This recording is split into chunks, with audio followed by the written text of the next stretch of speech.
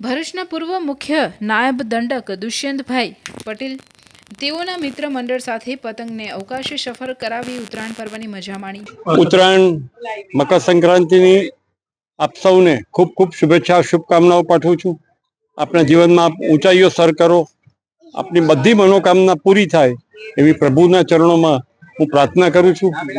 ઉત્તરાયણ છે ત્યારે આ વર્ષે નિર્દોષ પક્ષીઓ એ ઘાયલ થાય તો એને જે સેન્ટર છે આપણા ભરૂચની અંદર ત્યાં એને લઈ જઈ અને એની સારવાર થાય।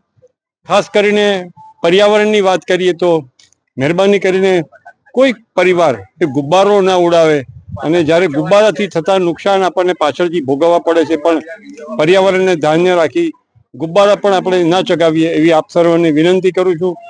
આજે ઉત્તરાયણના દિવસે પવન બી ખૂબ સરસ છે।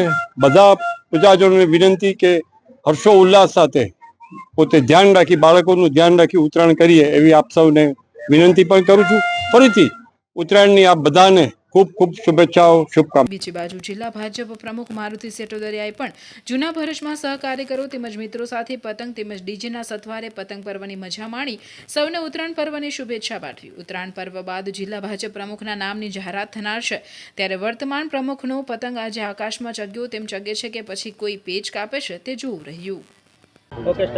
મકર સંક્રાંતિની સૌ પતંગ રસિયા ભાઈઓ બહેનોને હાર્દિક શુભકામના।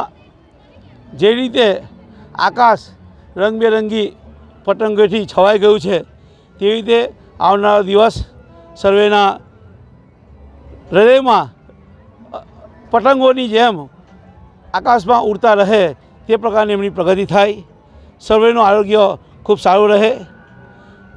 આજનો આ તહેવાર હર્ષો ઉલ્લાસનો આ તહેવાર છે। સૌના જીવનમાં હર્ષો ઉલ્લાસ થઈ જાય તે પ્રકારની આજના દિવસ નિમિત્તે સૌને શુભકામના।